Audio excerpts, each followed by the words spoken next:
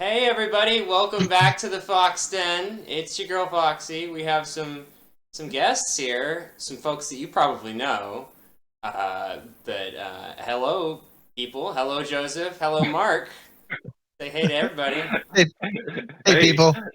Hey, yeah. So we are here on the Fox Den talking to the Dark Master himself and Mark Bruner. I'm saying that right, Mark. Am I saying that right? yeah, you are. Yeah, Okay, Mark yeah. Bruner, yes, yes.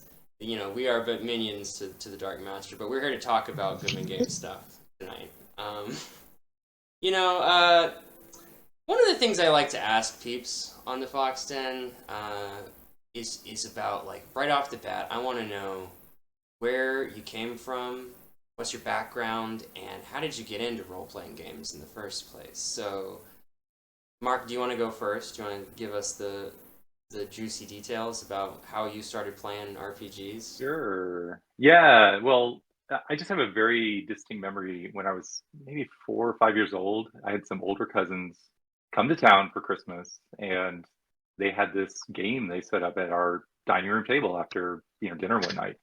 And this is like I'm old. I'm as old as Joseph probably, and this is like 1979 and something like that. And so it was um it was Dungeons and Dragons, and I'd never heard of it, never knew anything about it, but they let me sit down and play with them, like kind of like the cousins, inviting the little one to come, and I had a blast. I just remember like they had this big culminating sort of epic ending, and I was a dwarf, and I got to swing my axe and take out a guy, and it's just like this really distinct memory, and once I had that, it was me and my brother were like, let's get the books, like I go to all the stores and look through everything and save up for buying them. And so that was kind of my introduction. I played it all through middle school and high school, and then I took a long break, maybe like 15 years before really kind of re-engaging with it. And DCC was part of that. It was kind of like this reintroduction in a lot of ways, and maybe reignited some of that original, fun that I had, going back to the first time playing with my cousins. But that's kind of my real brief history in a nutshell. Now, where were you when all this was happening? Where were you living at when you were getting into Dungeons and West Dragons? Texas.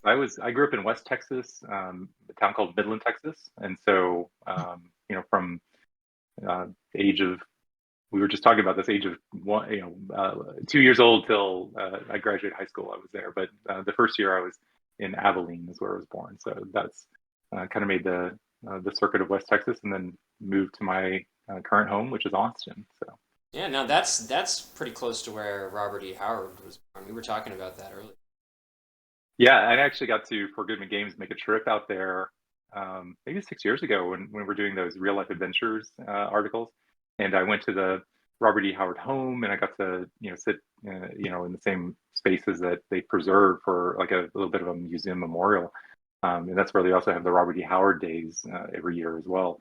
It was kind of a fascinating, yeah, like just it's wide open plains, there's hardly any trees anywhere, and it's just kind of this he's imagination spread from that little town that he basically never left. He had all these correspondences with famous authors or other horror and fiction writers.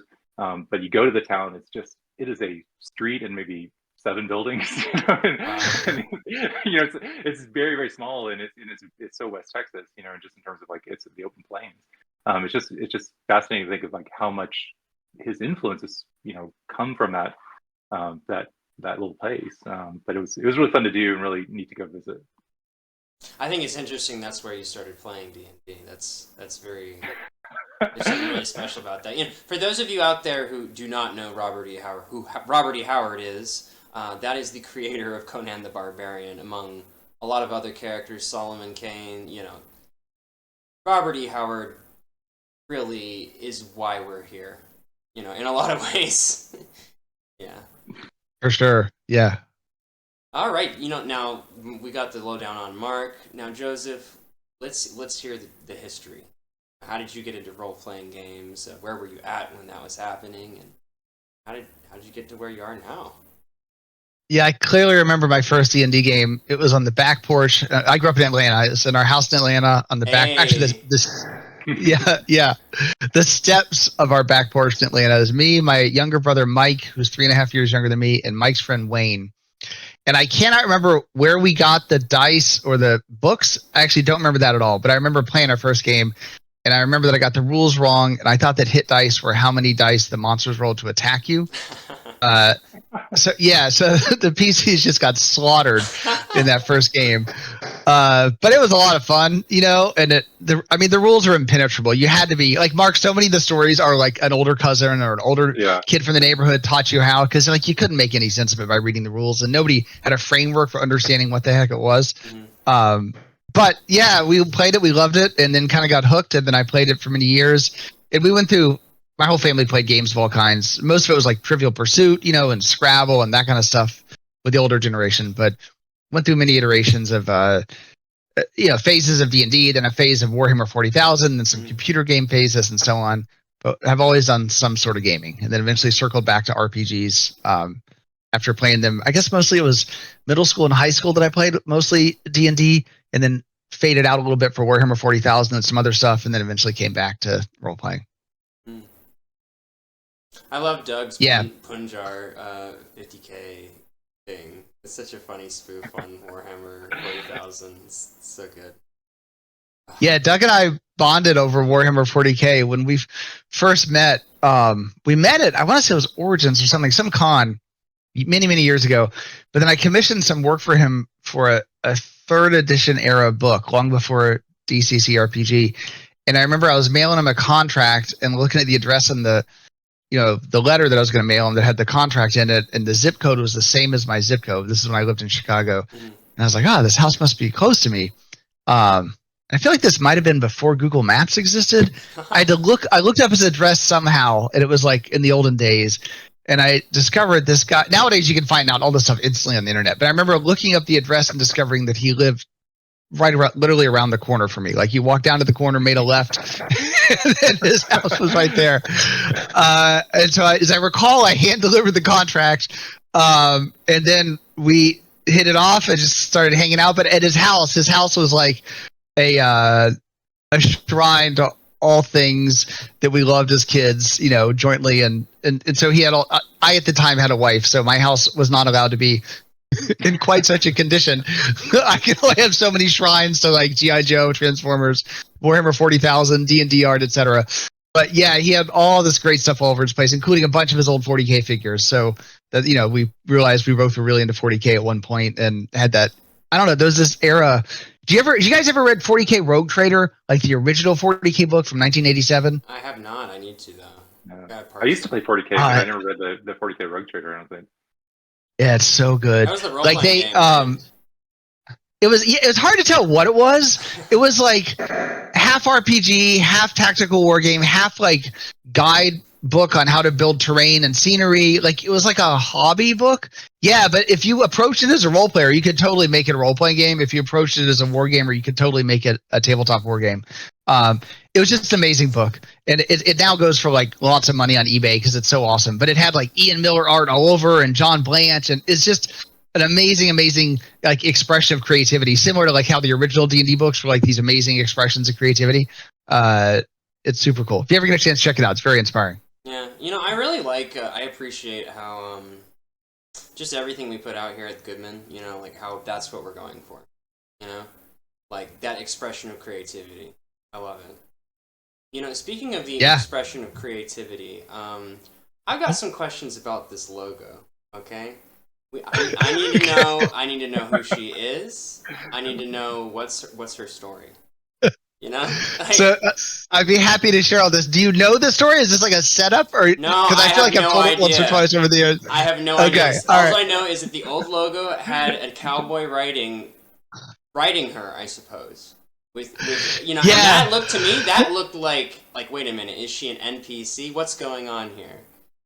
I need to know.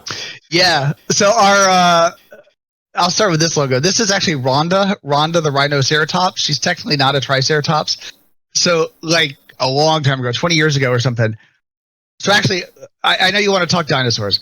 the first product from Goodman Games was called Dinosaur Planet Bronchosaurus Rex, which is a long story, but it involved dinosaurs. I was going through a dinosaur phase in my mid-20s, as we all do. I was really into dinosaurs, and wrote this RPG about dinosaurs, which is a whole separate topic. But the point is, I was into dinosaurs. I produced the book, and I was going to the GAMA trade show, which stands for the Game Manufacturers Association. It's like the industry trade show where, as a publisher, you set up. It's like a con for retailers. You set up a booth, and the attendees are retailers and distributors. You try to persuade them to stock your product on their shelves. And I was going to this GAMA trade show. It was my first GAMA trade show as Goodman Games, and I had like this little tiny booth in like the entrepreneur's alley, and I was like, I need something to like set me apart. You know, how do I get people to notice me? And I was walking through downtown San Francisco where I lived at the time, and there's a comic book store there Comics Experience, if you know that one on Diviz. It's a great store. I don't like the owner, but the store is great. But anyway, so I was walking by. It's near a really good, it's called Gamescape, a really good game store too, which is right near there. Divisadero Street, great place to go. I was walking there, and there was a guy who made prosthetic limbs for a living, like a doctor, and his specialty was like making prosthetic limbs. And he had several amazing. So his job was like sculpting an arm if you needed a fake arm. Now I guess they do this with 3D printing, but back then the guy actually sculpted it. But he had the storefront, and in the storefront were all these dinosaur heads. Because I guess his hobby when he wasn't sculpting arms was like sculpting dinosaur heads, like just for kicks or something. I never really figured out why, but I was like, oh, this is it. So I walked into the store and I was like, hey, if I give you $100, can I take this head for the weekend? And then negotiations ensued, and he eventually loaned me a giant dinosaur head, which was technically a rhinoceratops, not a triceratops. And there's probably a photo of this somewhere. This would have been like 2001, 2002. But my first game at trade show, it was this little rinky-dink booth with just the basic black draping, and I think I had like a poster or two, and then I had a giant dinosaur head that I talked this like arm sculptor into loaning me for the weekend. And it was super cool, and it got a lot of attention. A lot of people came by to check out the dinosaur head, and then I was like, hey, and I got this dinosaur role-playing game. And that's kind of how it happened. So then that was the original logo that you referenced. That original one was painted by or inked by Derek Schubert, who's an old friend of mine. But then I don't know, 6, 7, 8 years later, we needed a new logo. Plus, that one was black and white, needed a color version. So this one is done by William McCausland. And as I recall, I believe he based it off a photo of that original dinosaur from That's the Game hilarious. That's really funny, man. I that is way wilder than I thought it was going to be. I'm going to be honest with you. I wonder if that storefront's still there. I feel like now I need to go to that comic shop and see if he was like right next to it or like 2 stores down, something like that. Okay, here's the real question: is where is Rhonda now? Where is she? That's a really good point. I mean, she's probably still out there hanging out with that like arm sculptor. That's what I'm saying. In his house, maybe. I don't know. Yeah, good question. We should track down Rhonda. In fact, we should put a bounty, $100 bounty for whoever finds Rhonda, so we can return her to her family. There you guys go, right there. The Dark Master has decreed $100 bounty on the head of Rhonda. That sounds a little. Don't do anything illegal, yeah. You're right, exactly, yeah. Just a little caveat there for sure. Oh man. Yeah. That's crazy. You know, it's interesting. Like, you know, we're talking about like published works. Like, so for the two of you, like, I guess for you, Joe, was Dinosaur Planet the first thing that you really like put out there, or did you do stuff before that? I did some stuff before that. When I was in, guess it was high school, senior year of high school, my brother and I played a ton of Warhammer 40,000, and we eventually started making up our own rules, and we this shaped my publishing career forever. We submitted our writings to this little magazine in California called Inquisitor, which at the time was like the 40K zine, sort of the independent 40K magazine. And they made me an offer for my products or for my writings. They offered me, I would get paid nothing. I would sign away all rights in perpetuity. And I'd have the privilege of being published. I remember thinking, I was like 17. I was like, this doesn't seem like a good deal. So I decided I was going to high school, and they had like journalism classes. So I learned how to use, you know, a Macintosh computer, and we were using, what was that program? Quark, I think. Some like ancient layout. No, PageMaker. It was PageMaker from that ancient layout program. But I had like basic skills, so I decided to self-publish. So in high school, my brother and I self-published a 40K, basically a zine that sort of eventually became kind of like a magazine with a color cover. So that was like my first foray. Then I worked for a couple gaming companies in college, and then coming out of that, decided to self-publish. But Brontosaurus Rex, I actually pitched it to Reaper Miniatures at the time. It was originally a miniatures game that I designed. I was really into miniatures at that time, and they rejected it. I mean, it is kind of crazy. It's like the Civil War with dinosaurs in space. It's Which, the best thing ever.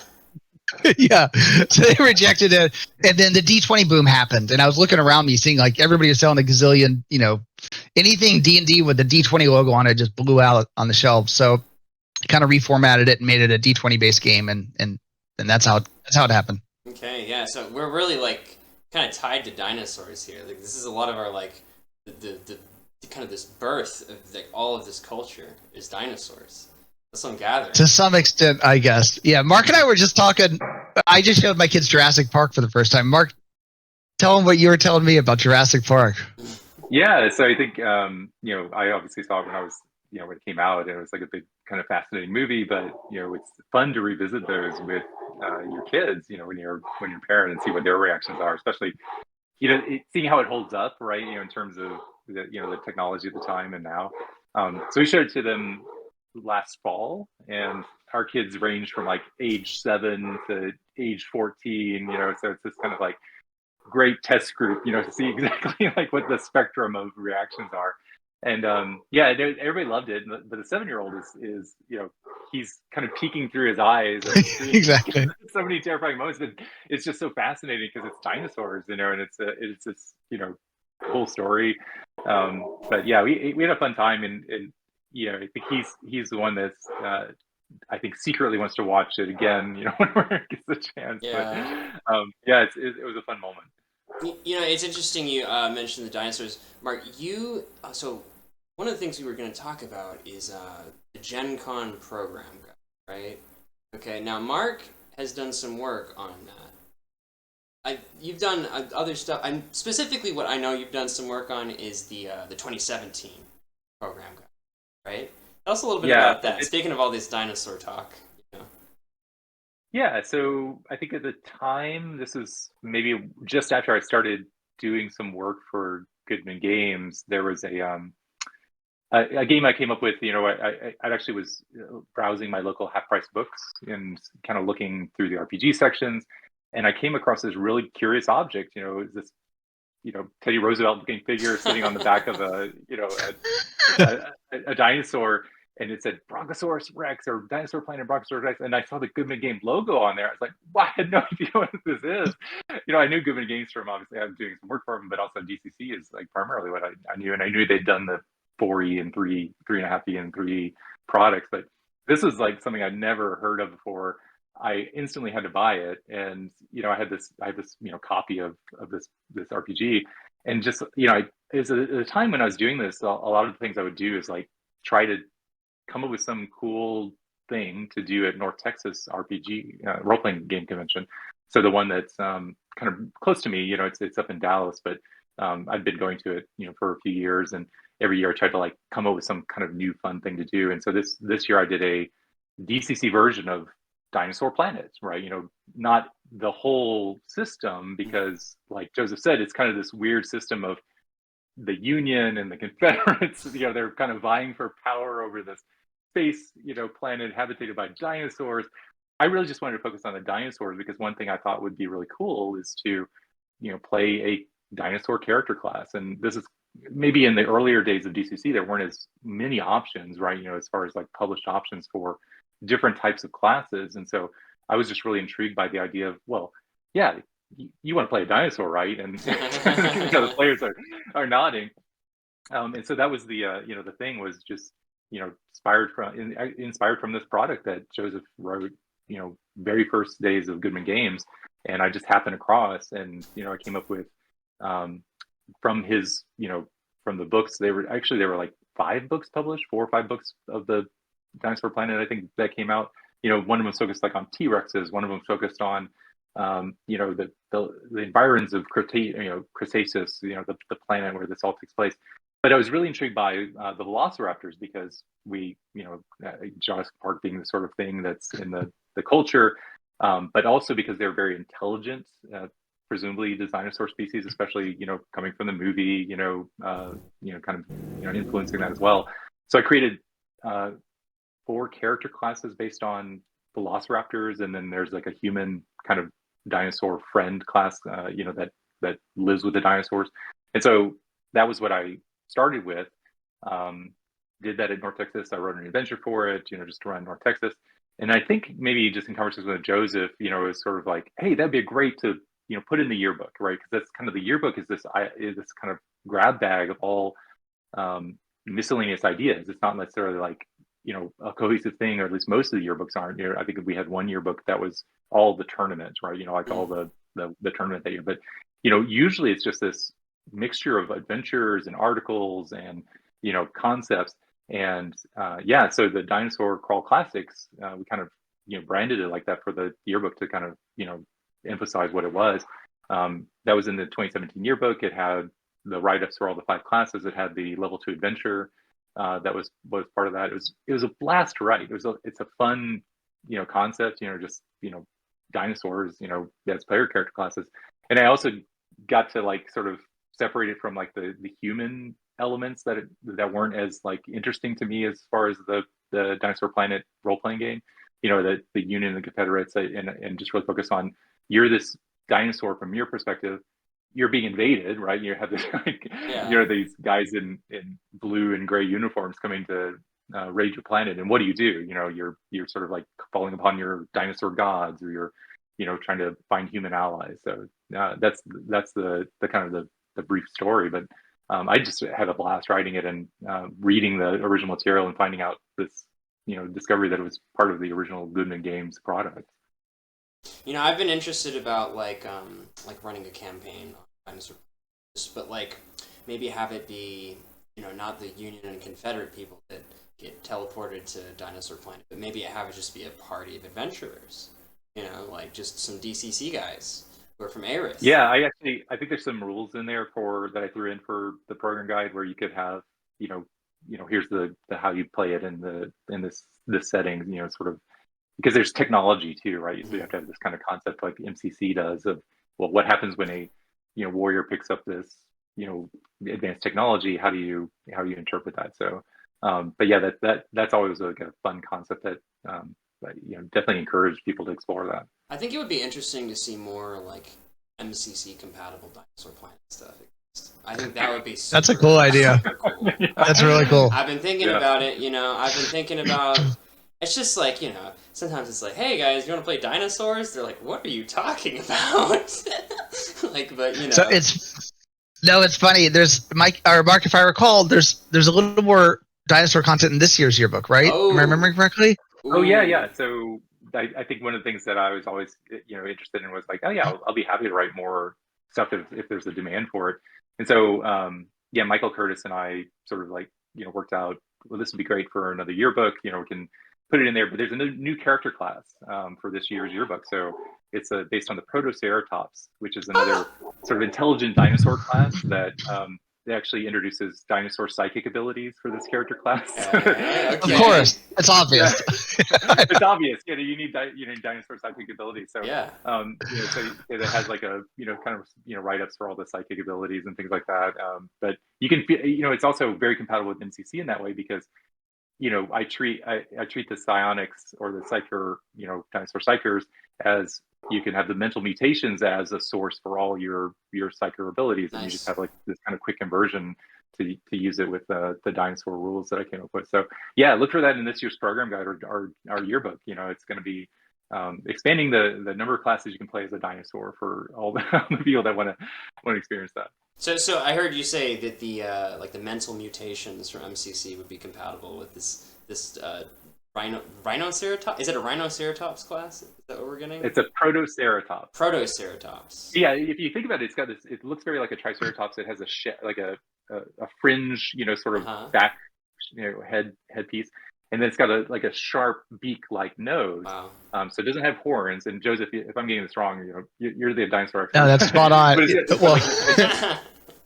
And so it doesn't, it doesn't have hands, but it uses its beak to manipulate objects and carry things. And then it also has like little dinosaur sort of raptor helper that it can that it uses, to sort of like a dinosaur secretary or anamnesis. We all need dinosaur secretaries, man. We all need those. Yeah, I know. So I think I came up with this like sort of like a familiar companion word for that creature that you can, as you get to like level 2, you can sort of like get one of those creatures to help you with your studies. But yeah, Protoceratops. That's so great. I had heard down the grapevine that there might be some dinosaur stuff in the new book, so I'm like super jazzed about that. That's epic. Oh man. So Mark touched on something I want to elaborate on, which is like, what is the yearbook / program guide? And I was going back and looking through some of the old ones because the first one we did was 2013. Mm-hmm. And first of all, thank you, Foxy, for inviting me down this trip down memory lane, because I'm always looking at the current yearbook. Mm-hmm. It may be last year's, but I haven't gone back to 2013 in years. And it was just bringing back good memories. But we originally launched this as literally a Gen Con program guide. Like, it went on sale at Gen Con. It had a little index in the back showing our Gen Con events. So if you hadn't signed up yet, you could see what game was running Friday at 8 p.m. Had a listing of our Gen Con new releases and like a preview of the stuff coming out over the next year. It was originally very much like the program guide you would get if you went to a concert or remember as a kid you went to the circus, they'd have that program guide you could buy. Yes. So we had like, bios of the contributors and that kind of stuff. And over the years, it evolved from that into more and more content inside. Like, actually, some of them have like playable adventures that are included as the years go on. But like Mark said, it's also this mishmash of all the short articles or random supplemental materials that didn't quite, you couldn't publish it as its own book, didn't quite have a home somewhere else, but you could throw it into the yearbook. And so it was literally the program guide at first. And then for a couple of years, we called it the program guide presents a tournament adventure and published 2 of our very complex tournament adventures in that format. And then I switched the title to yearbook because really it's less about Gen Con and more like a yearbook now, like photos of all the cons we went to, recaps of some of the big events, the DCC day photos, stuff like that. And now it's really more of a yearbook. And we're there's always like retrospective articles by me and other people about, the last year, what were the big accomplishments, what are we working on? And I wanted to get more, my favorite feature that we did, and I think it was 2018 or 2019, we actually, Mark, you were in on this, I think. We got everybody's high school, remember we got everybody's high school portraits? Yes. We had everybody dig up their high school yearbooks and like scan their portrait from their own like real yearbook, like when you're in that little like fake tuxedo they made you wear for your high school portrait. And then we did a little fake bio and did like a yearbook and so I want to go back and like revisit that aspect of it, of actually have like a real high school yearbook feel, because it is this thing. This is what we need to do. We need to actually do like headshots of everybody, like with fake tuxes now. Oh, dude, if we could get a fake tux. Foxy, could you get a fake tux and bring it to Gen Con? I think maybe I can try. We can see. And then, if you get hit up, I don't even know, where do you even buy those? Like, oh man, it beats me. Well, there is a costume shop kind of near here in Fort Wayne. I think that's my first step. Okay, so like, we get set up like a little, in front of the banner stand or whatever. We all take that's a great idea actually. And like, because we were all scanning our ones from like real high school, but if we did like modern ones, anyway, that's the idea. Is it's like this just celebration of the last year in the community, and photos and yearbook entries and articles, and also some real game content thrown in. And Mark's like dinosaur stuff. Michael Curtis and I were talking about maybe every year we do like an installment, and slowly build out this whole setting in the form of 10 to 20 pages a year in the yearbook, and eventually it becomes fully developed, but it's a chance to do stuff like that. It's just kind of the all the cool stuff that didn't quite fit anywhere and wasn't quite big enough to be its own entry, but could easily be thrown together. Y'all gotta let me make a T-Rex class, okay? we need this. I was actually like, that was one of the classes I started sort of drafting up. Ooh, okay. But it's hard because T-Rexes are it's huge. Slightly overpowered. Yeah. They in the Dinosaur Planet world, they live. They're basically immortal, right? And they go get bigger and bigger over time. They're like dragons. But yeah, that'd be cool. You just have to like scale it in such a way that it's challenging or fun, something like that. So, maybe it could be like a different type of T-Rex, like a different. Like a velociraptor.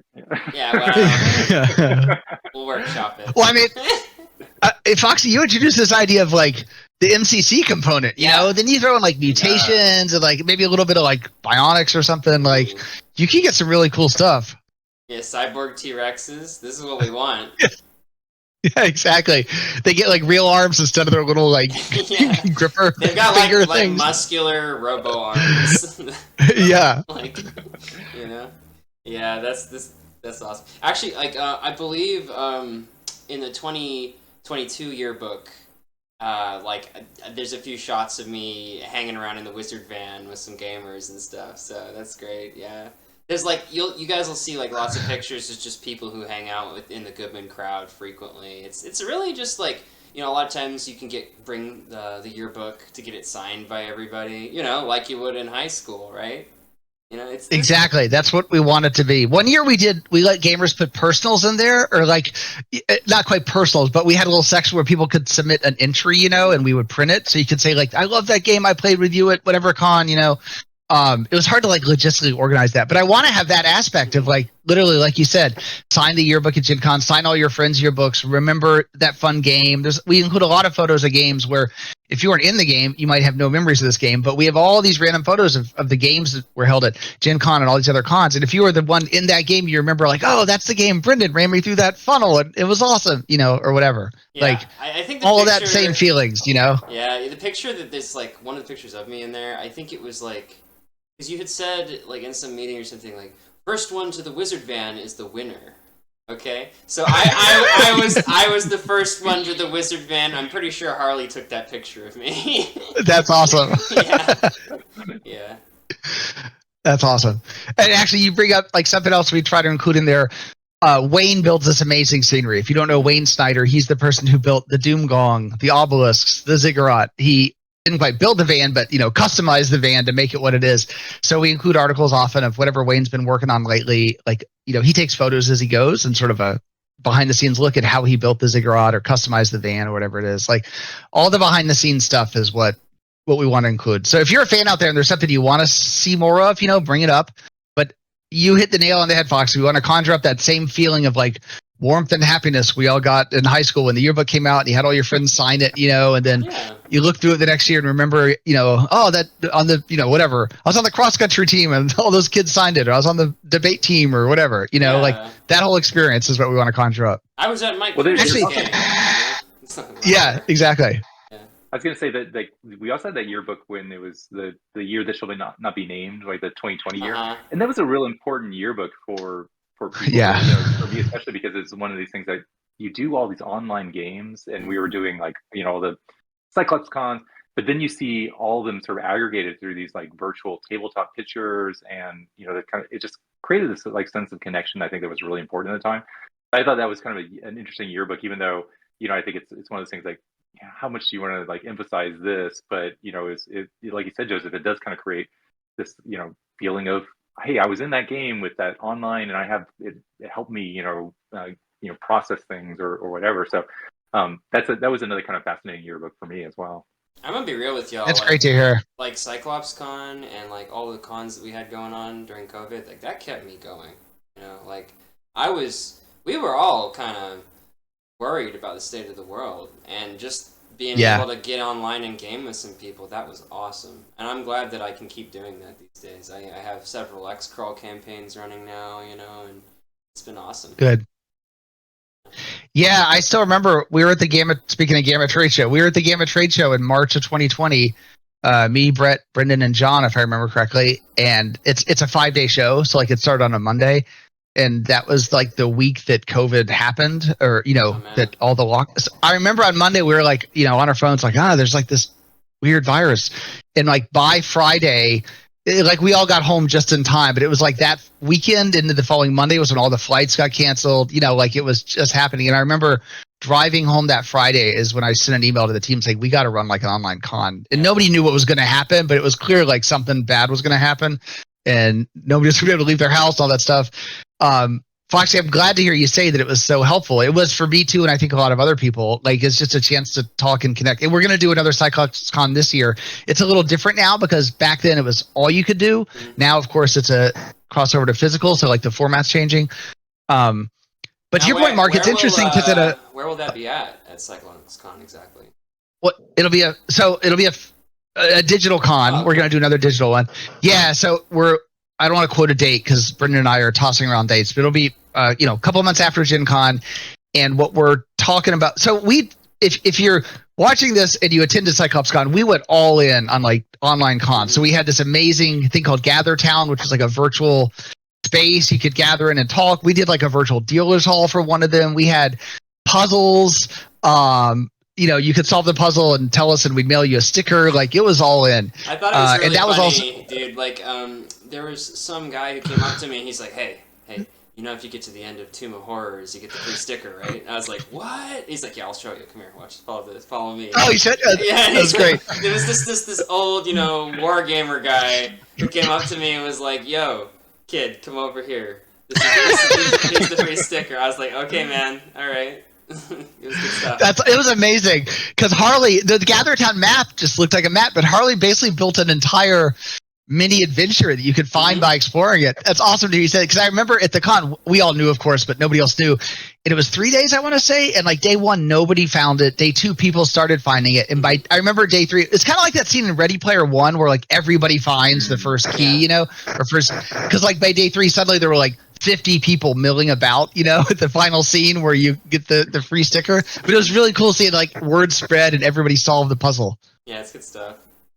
That's cool. So yeah, those cons were amazing. But now, basically, attendance at CyclopsCon sort of fell off as people started going back to physical cons in the last year or two. So now we're treating it much more as I don't know what the right word is, a pure online con. So yeah, there'll be lots of online events and all that stuff coming up in a couple months. We'll announce it. And we've also learned a lot of international people play. So like, we're going to try to structure the schedule. So if you're in the UK and you want to play in UK time, that's totally cool. We're going to try to make that happen because there's a lot of folks who play internationally. And we originally set up our time slots, being American based, and then slowly learned this lesson. So, my friend Lex is actually based in Ireland, and I'm pretty sure they would probably want to get on a game.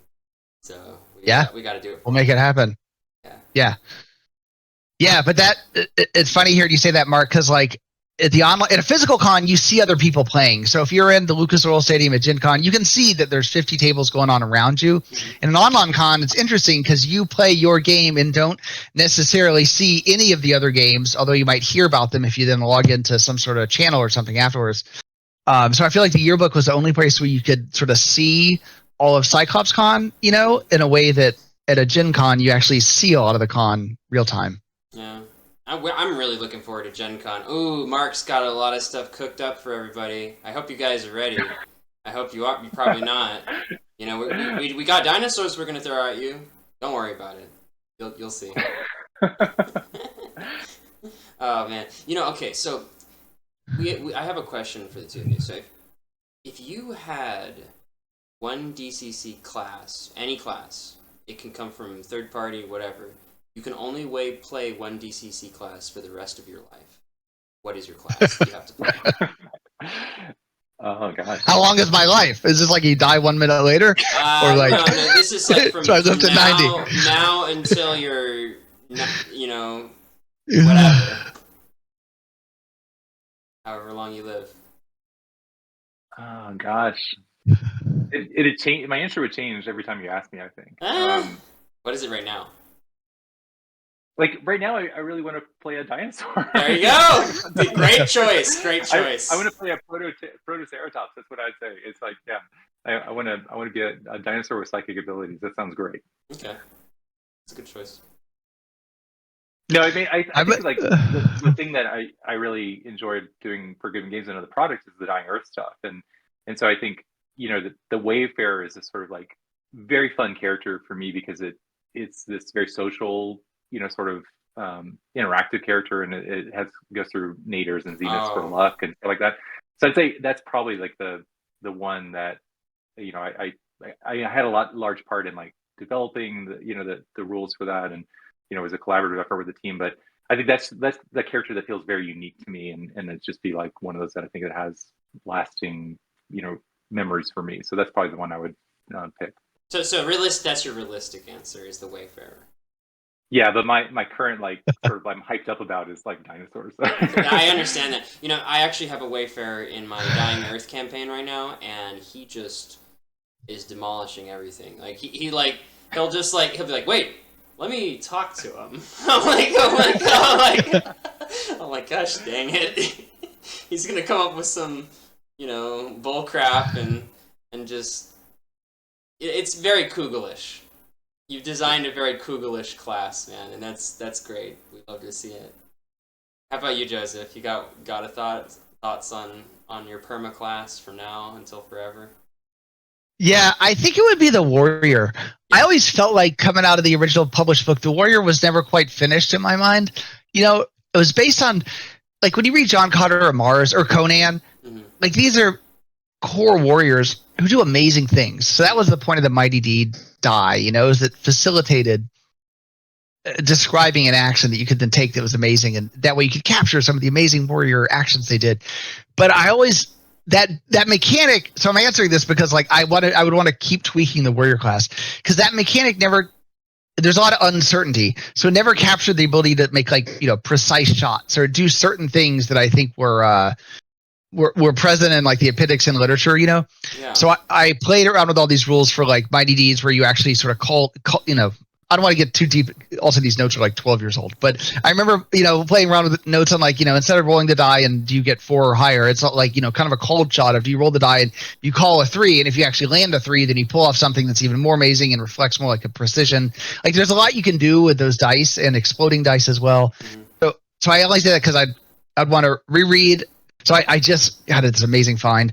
We took a family road trip, and I hit, as usual, some bookstores, and I got this series of UK editions of Conan novels. I have one version of all the UK Conan novels. These are like the cheap paperbacks from the 70s, you know?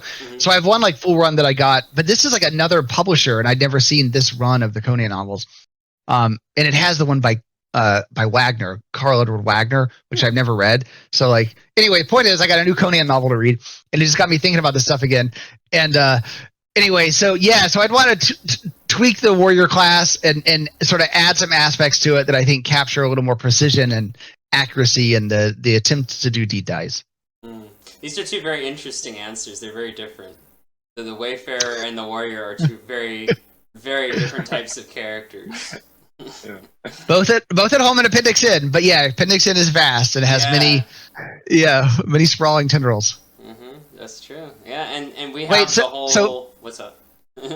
Wait, Foxy, what about you? Ooh, what would you pick? The Manimal class. Come on. Come on. Okay, you're right. On the nose. Yeah, you know, or right, exactly. On the Fox nose. You're right, exactly. Yeah, I'd have to go with Manimal. There's just something funny about being a mutant furry. You know, it's kind of interesting to me.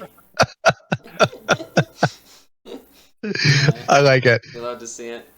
All right. Well, everybody out there in Viewerland, we are going to be back at you in downtown Indianapolis at Gen Con. You know, this is uploading on DCC Day, so happy DCC Day, everybody. And definitely come out to your local game store and play some DCC, because there's bound to be people running it. You know, I'll be running it over in Game Quest here in Fort Wayne. I believe I still have 3 spots left in that session. You know, but you know, maybe not. You know, as of the uploading of this, they might be all full. So rush to the game store. Maybe you could play with DJ Foxy and the Fort Wayne Doom Questers. You know, you got to play with the Doom Questers. You know, that's going to be our Gong Farmer name. So, you know. That's great. You totally need, like, leather motorcycle, like, biker jackets. That's such, like, a good biker jacket name. Yeah, Doom Questers. Well, because it's Game Quest, you know. So, yeah. We're the Doom Questers. Yeah. Quest for Doom at Game Quest. You know. That's awesome. So, anyway, yeah, everybody out there in Viewerland, I hope you had a good time hearing us gab about the yearbook, and come see us at Gen Con, because there's fun to be had. And remember to stream X-Crawl. Do that. A lot of that. Peace out, everybody.